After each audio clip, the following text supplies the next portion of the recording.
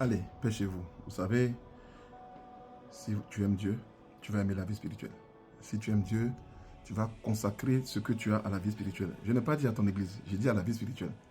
Quand j'ai commencé à servir Dieu, j'étais étudiant.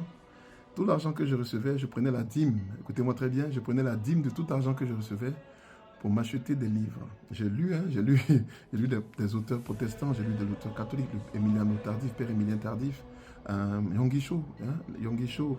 J'ai lu les Pères du désert, j'ai lu les martyrs de l'Église, j'ai lu l'histoire de l'Église. Chaque week-end, chaque week-end, je payais le livre et le vendredi, je faisais une veillée où je lisais mon livre. Donc, je prenais de ma dîme pour me cultiver.